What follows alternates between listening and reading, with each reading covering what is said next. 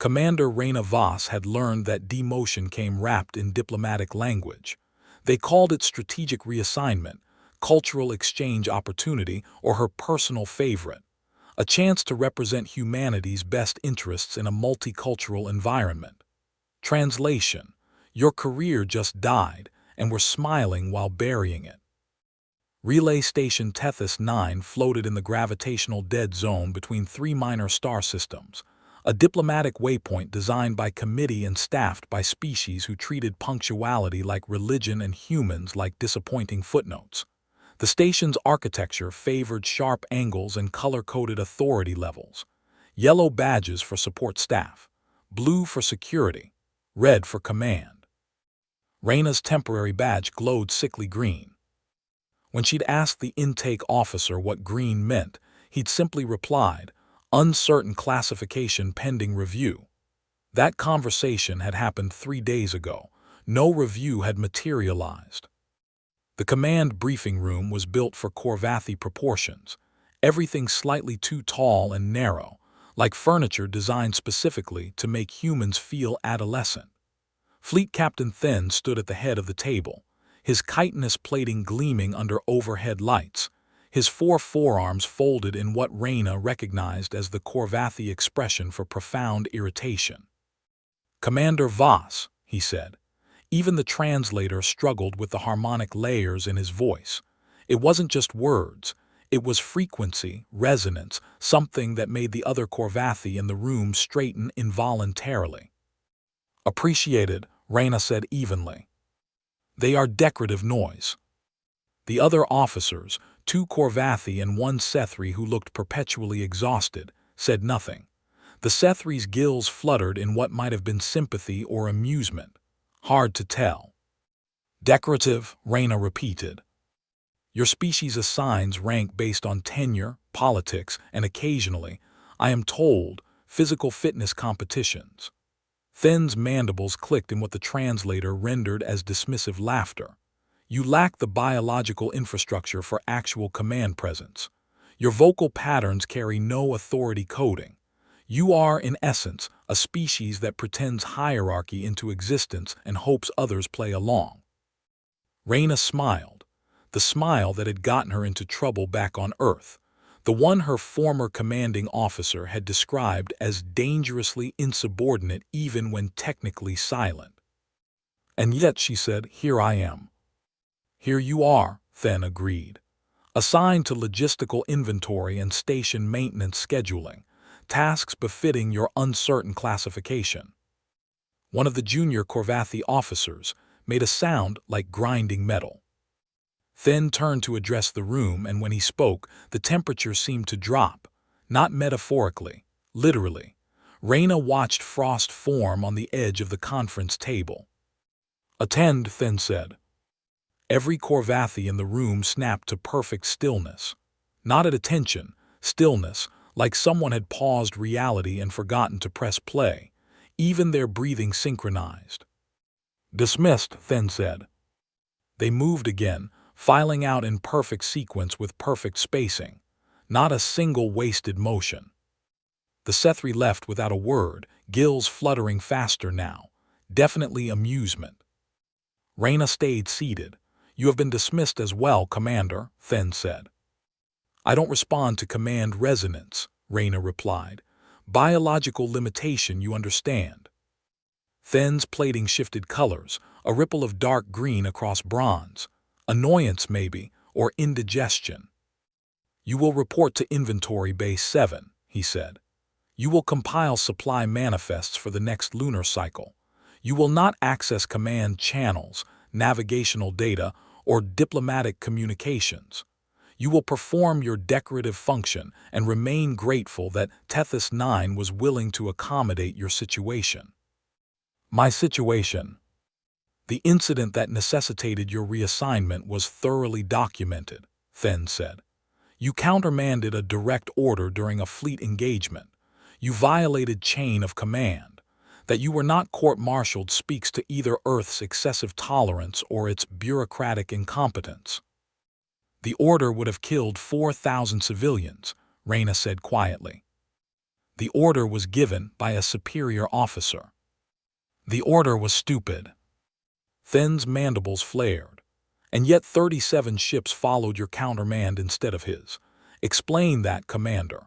Explain how a species without command resonance somehow convinced an entire battle group to commit mutiny. Reyna said nothing, mostly because she didn't have an explanation. Nobody did. The inquiry board had interviewed her for 6 weeks, run every psychological and biological test available, and finally concluded that she possessed exceptional situational charisma. Bureaucratic poetry, for we have no idea what happened, so we're inventing a phrase and hopping it sounds scientific. Inventory Bay 7, Then repeated. You are dismissed. Reyna stood, gave a mock salute that made Then's plating flash magenta, and headed for the door. She made it halfway down the corridor before the alarm started. Not the general alert, something higher pitched, more urgent, the kind of sound that meant someone somewhere was having a significantly worse day than she was. Reyna ducked into a side corridor as Corvathi security personnel rushed past, their movements synchronized and eerily efficient. She caught one by the shoulder, a younger officer whose plating hadn't fully hardened yet. What's happening? The officer jerked free, instinctively recoiling from her touch, but answered anyway.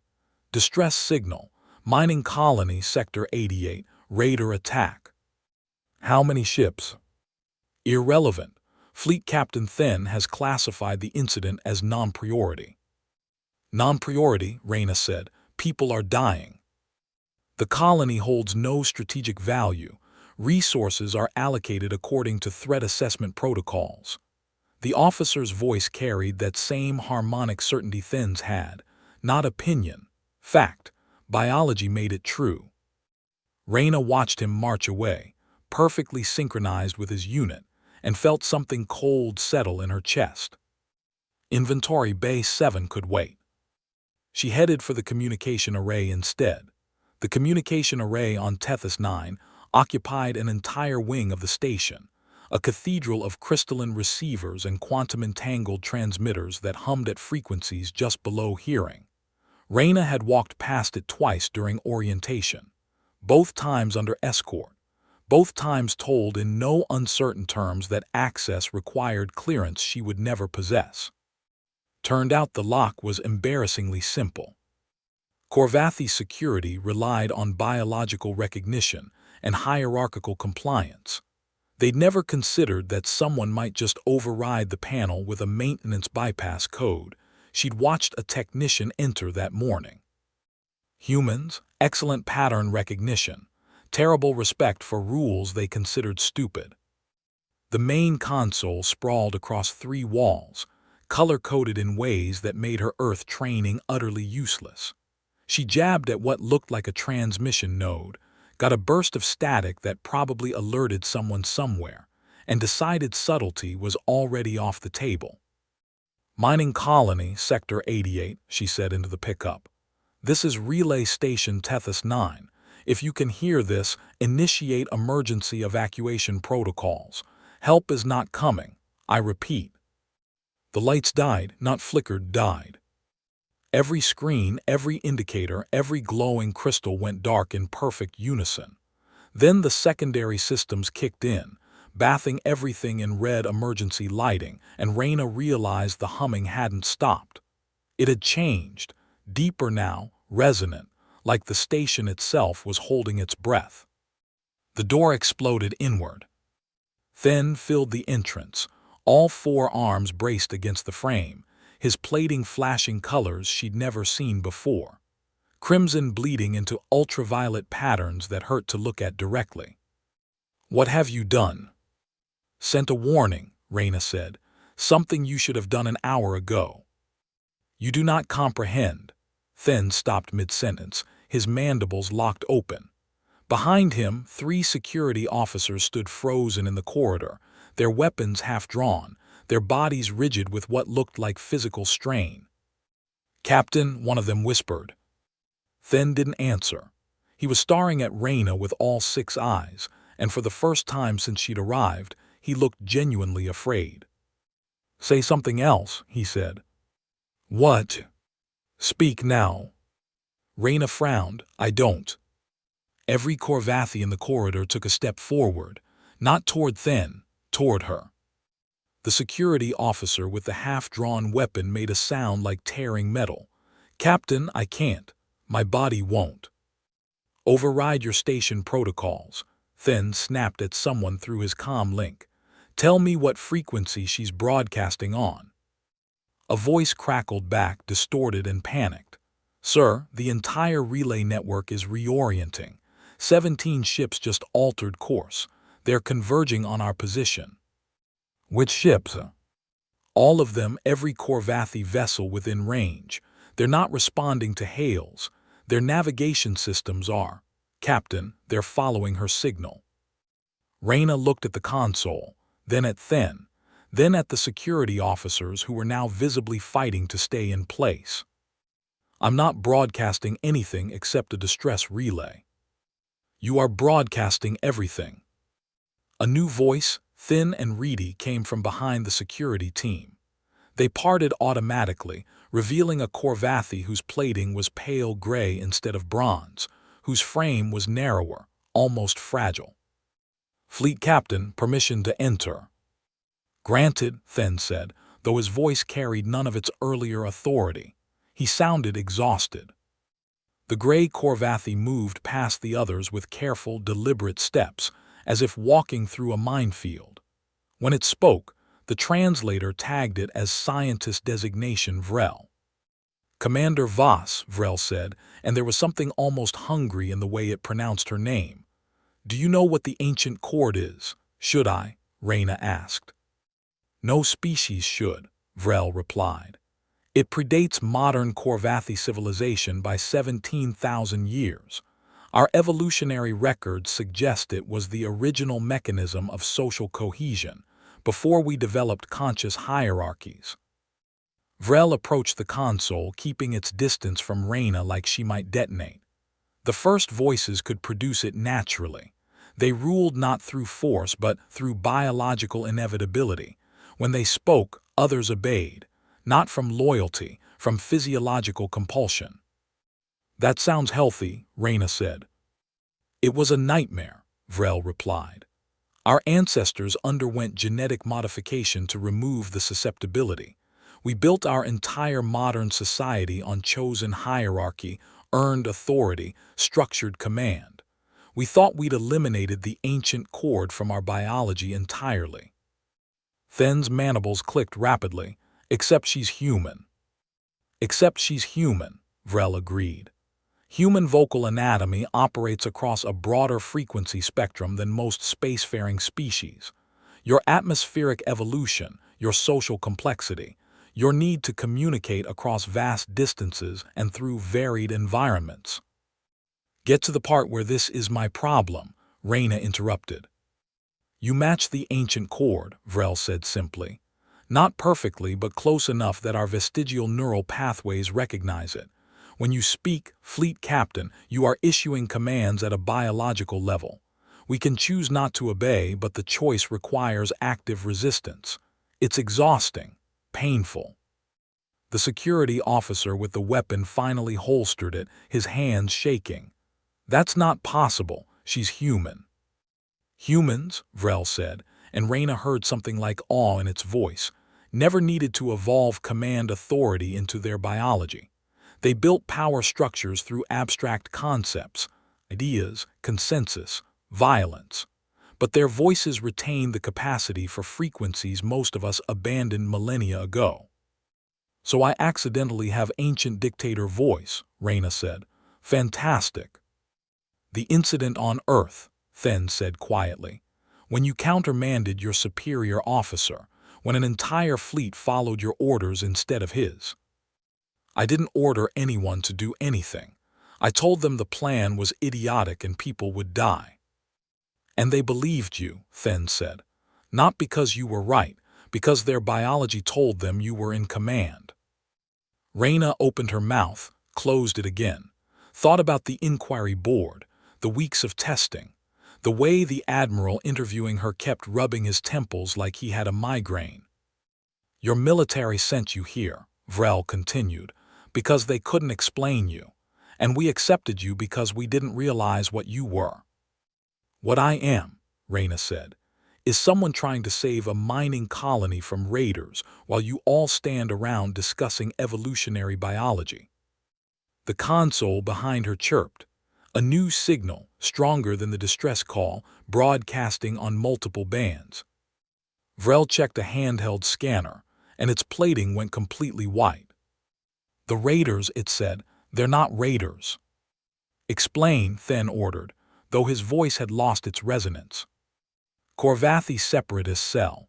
They've been searching for someone with ancient chord potential for cycles. They believe it's prophesied, a return to the old ways. Vrel looked at Reyna. They're coming here for her.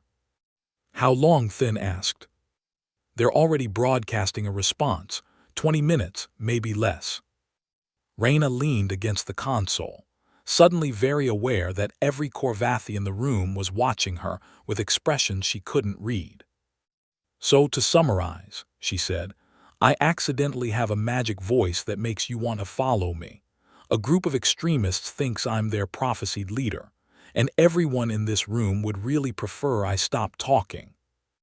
Nobody disagreed. This, Reyna said, is exactly the kind of situation that gets people like me reassigned to inventory duty. Thin's mandibles twitched in what might have been a laugh or a growl. Commander Voss, you are confined to quarters until this situation resolves. Is that an order? Reyna asked. Thin's plating flashed crimson. It's a request from someone who would really prefer not to start obeying you. Confined to quarters turned out to mean a storage compartment with a cot, a single overhead light that buzzed like an angry insect, and a door that locked from the outside. Reyna had been in worse places. She'd been sitting there for maybe 40 minutes when the door opened and Vrel entered, carrying what looked like a medical scanner cobbled together from 3 different incompatible technologies. Captain Thin is busy fortifying our defenses, the scientist said without preamble. He doesn't know I'm here. I'm hopping. That gives us approximately 12 minutes before someone notices. Notices what? That I'm about to run unauthorized biological scans on a potential diplomatic incident. Vrel set the scanner on the floor, began adjusting crystalline components that hummed and shifted colors. I need to understand how your vocal structure produces the ancient chord. The separatists will be here soon, and if we can't explain you, they'll claim you. Divine mandate is remarkably difficult to argue against when biology backs it up. You want to study me while terrorists are en route. I want to prevent a civil war that uses you as its catalyst, Vrel corrected. Significant difference. Reyna stood, stretched muscles that were getting tired of crisis management. What do you need? Talk to me. Tell me about the incident that sent you here. Thought you had my file. I have your official file, sanitized, redacted, useless. Vrel's scanner began projecting waves of light across Reyna's throat, mapping structures invisible to standard sensors. I need the version nobody wanted documented. Reyna watched the light patterns dance across the wall, fractals within fractals, and wondered how many regulations she was about to violate. We were escorting refugee transports through the Kepler corridor, she said. Pirates had been hitting supply lines for weeks. Command wanted a show of force, so they sent Admiral Carrick with 40 ships. Overkill, but effective. The scanner's humming shifted pitch as she spoke, tracking harmonics. The pirates showed up exactly when intelligence said they wouldn't, surrounded the transports. Carrick ordered all ships to engage. Full offensive spread. Reyna's jaw tightened. Problem was, the transports were directly in our firing solution. We would have cut through them to reach the pirates. You objected. I told Carrick he was about to murder 4,000 people we were supposed to protect. He told me to follow orders or face court-martial. She paused. So I opened a fleet-wide channel and told everyone the plan was going to kill civilians. outlined an alternative approach: tighter formation, precision targeting, buy time for the transports to scatter. And they followed your plan. 37 ships broke formation, ignored Carrick completely, moved into position like I'd been drilling them for months. Reyna laughed, but there was no humor in it. We saved the transports, lost 2 frigates doing it, and Carrick spent the entire battle screaming at me over every channel available. Vrel's scanner went silent. The scientist stared at the data scrolling across its display, mandibles working soundlessly. "What?" Reyna asked. "Your vocal frequency during emotional intensity, stress, conviction, urgency. It spikes into ranges that overlap with ancient chord markers. Not constant. Contextual. You produce it when you believe what you're saying matters. So I'm accidentally convincing when I care about something. That's not magic, that's just—" "It's not conviction," Vrel interrupted. "Conviction is psychological. This is neurological override. When you speak with that frequency, Corvathi neural pathways interpret it as primary command authority. Our conscious minds can resist, but our autonomic systems have already begun compliance protocols. Increased heart rate, reduced critical thinking, heightened suggestibility." Reyna sat back down. The inquiry board ran every test available. Nothing came up. Because they were testing for human parameters. They weren't looking for frequencies your species doesn't even use for communication. You have a musical range, Commander. You just don't realize you're singing. Singing orders that make people want to follow me. Singing orders that make Corvathi biology recognize you as apex authority, Vrel corrected. Humans probably experience it differently. Charisma, persuasiveness, that indefinable quality that makes certain individuals naturally compelling. "Leaders don't need special frequencies," Reyna said. "They need good ideas and people willing to listen. Tell that to every Corvathi currently fighting the urge to turn this station over to you." Vrel collapsed the scanner, its components folding into impossible geometries. "Fleet Captain Then didn't mock you because he thought you were inferior. He mocked you because the first time he heard your voice in the briefing room, every instinct he possessed told him to defer to you, a human with a green badge who'd been demoted for insubordination." Reyna thought about Then's posture during that briefing, the way his plating had shifted colors, the careful distance he'd maintained. "He was terrified," she said. "We base our entire civilization on chosen hierarchy, earned respect. If humans can accidentally command us, what does that make our society? A polite fiction, one frequency away from collapse." Vrel moved toward the door, paused. "The separatists abandoned those principles long ago.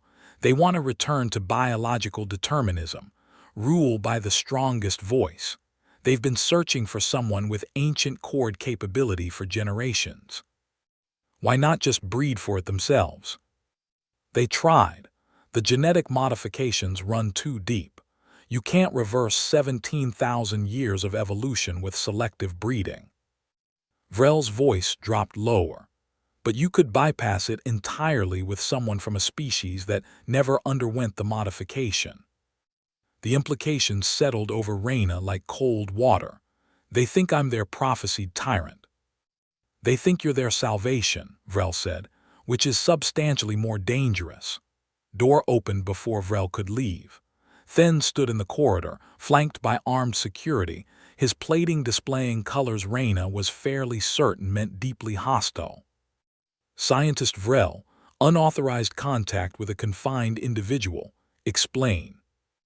"Research," Vrel said simply. "Research that might prevent the crisis from escalating." It held up the scanner. "Commander Voss produces the ancient chord contextually, not constantly. If we can identify the triggers, we might be able to negotiate with the separatists without biological compulsion influencing the outcome." Then's mandibles clicked in rapid-fire succession. "The separatists have entered the station's defensive perimeter. They're demanding we surrender Commander Voss to their custody. They claim she's been prophesied by the first voices themselves. Return to lead Korvathi back to genetic purity. Genetic purity, Reyna said. That phrase never leads anywhere good. They've threatened to destroy Tethys 9 if we refuse. Then looked at Reyna, and she saw exhaustion in all 6 eyes. They have 12 ships.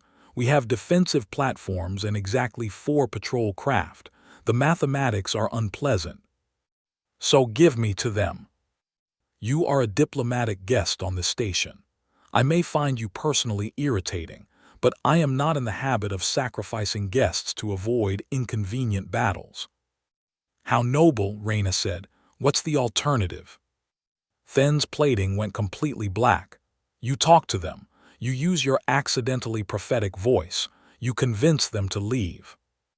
You want me to lie using the biological authority you're all terrified I possess. I want you to do what humans apparently do best, Then said. Navigate situations with no good options and somehow make everyone believe you're right. Vrel made a sound like grinding gears. This is a spectacularly terrible idea. Do you have a better one? The scientist said nothing. Then gestured toward the corridor. Commander Voss, the separatists are hailing us. You have 2 minutes to decide how you want this to end. Reyna stood, straightened her uniform, and wondered if inventory duty would have been simpler. Let's go meet my prophesied followers, she said. This should be educational. Part 7. The Command Paradox. The separatist leader called himself Krenth, which Vrel quietly informed Reyna translated roughly to he who remembers the first sound. Subtle, he was not. His image filled the main viewscreen in the command center, his plating carved with symbols that looked ancient and probably weren't, his forearms spread wide in what the translator unhelpfully labeled as posture, prophetic welcome/territorial dominance. The returned one, Krenth said, his voice layered with harmonics that made the speakers crackle. 17 generations we have waited. 17 generations we have preserved the old knowledge while our people forgot themselves, buried their nature beneath constructed hierarchies and false equality. Lovely speech, Reyna said. Did you write it yourself, or is there a manifesto I should read? Krenth's mandibles froze mid-gesture. Behind him, other separatists shifted uncomfortably. Then, standing just outside camera range, made a sound like suppressed choking. You mock the prophecy. Krenth's voice carried genuine confusion now, the practiced rhetoric stumbling. I'm mocking the part where you think blowing up a station proves you're religiously enlightened, Reyna said. The prophecy seems fine, bit derivative, but what prophecy isn't? You bear the ancient cord. We have monitored your transmission. Every ship within range felt the pull, the recognition, the biological imperative to follow. You are what we have sought. Here's the thing about that. Reyna leaned against the console, deliberately casual. I have absolutely no idea what I'm doing. This ancient cord, accident of evolution. I'm not returned. I'm not prophesied. I'm just a human who got demoted for having opinions and coincidentally produces frequencies your ancestors decided were inconvenient. Krenth's plating rippled through colors that suggested internal conflict. You deny your purpose. I deny having a purpose assigned by people I've never met based on biology I didn't choose. Seems reasonable. One of the other separatists leaned into frame, whispered something urgent. Krenth's posture shifted, became less theatrical, more calculating. Your denial is irrelevant. You will accompany us. You will lead the restoration. This is not negotiable. Everything's negotiable, Reyna said.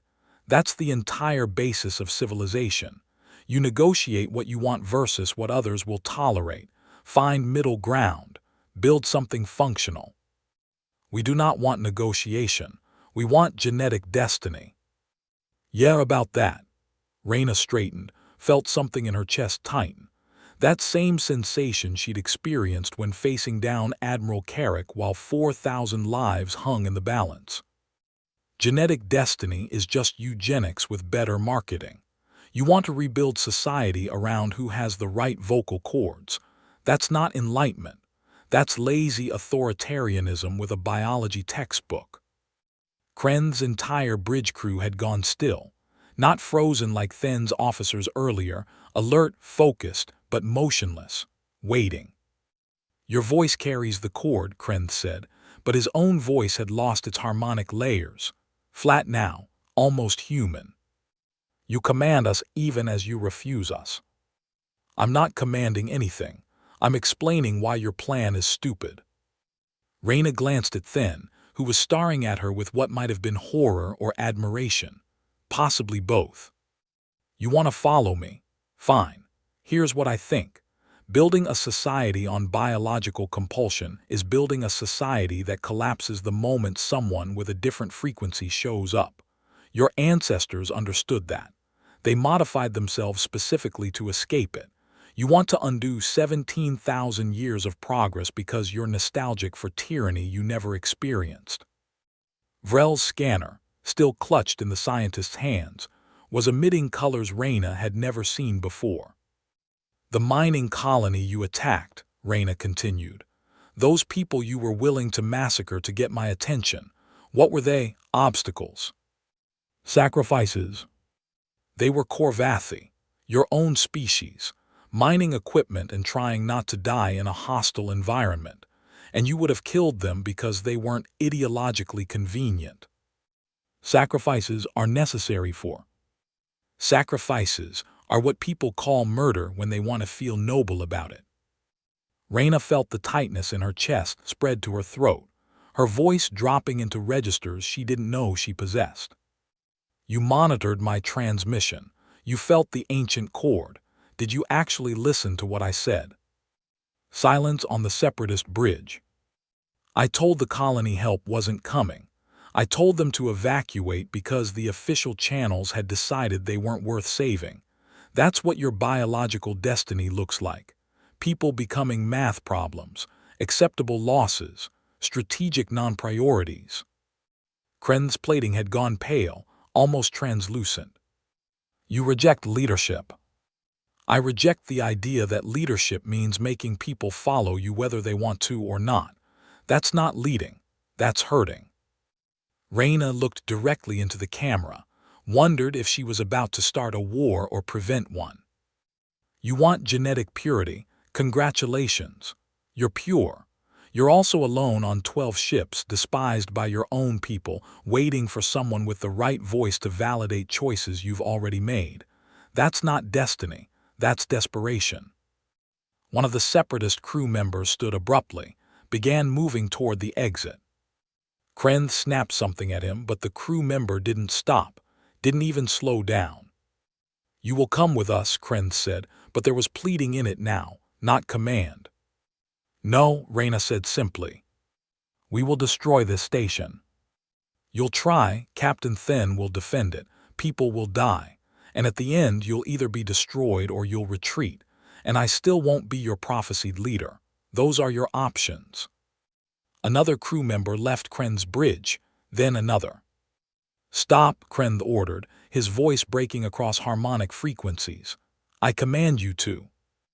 They're not obeying you, Vrel said quietly, watching the scanner's readings. They're obeying her, even though she's telling them to disobey. Then's mandibles clicked rapidly. That's not possible.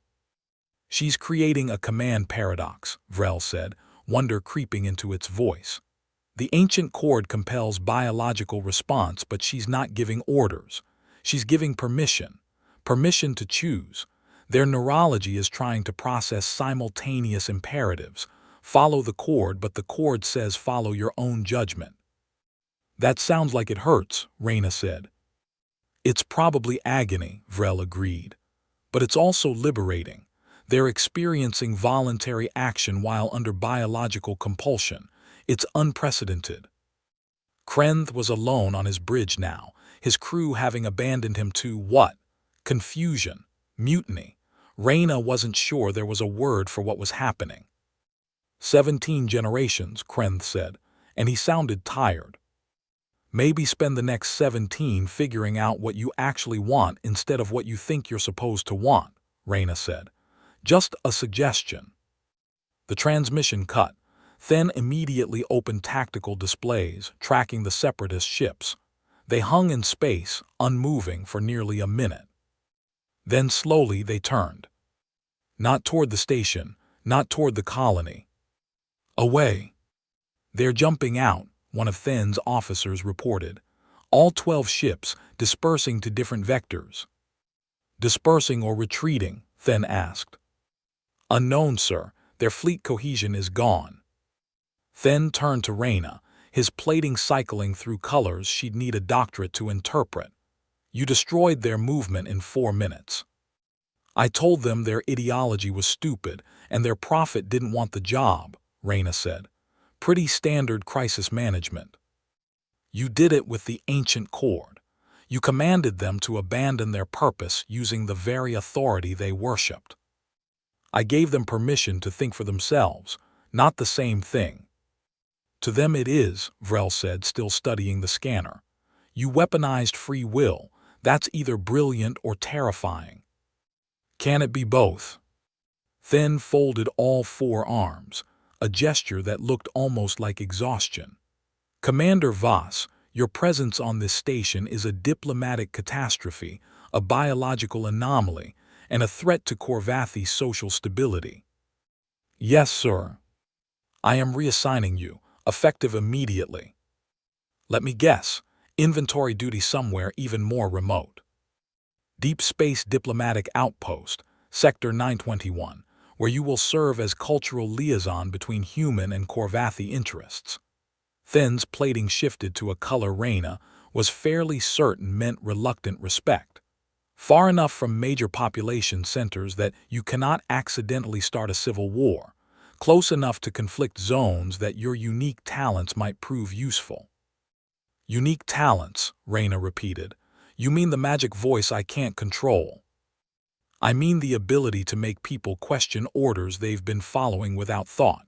In certain contexts, that's more valuable than weapons. Then gestured toward the door. You are no longer confined to quarters.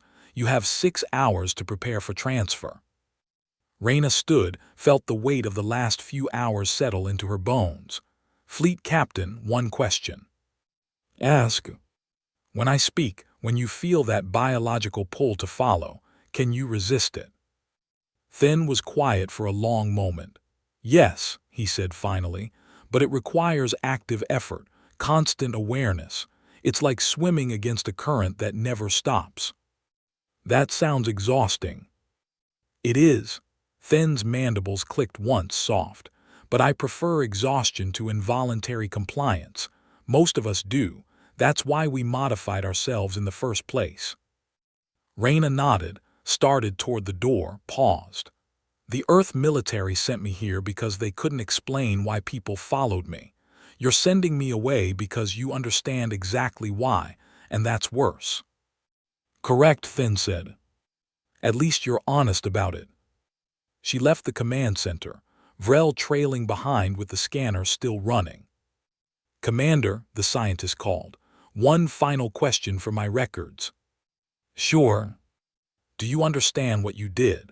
Breaking their movement without violence, making them choose abandonment over purpose. Reyna thought about Admiral Carrick screaming orders while 37 ships ignored him.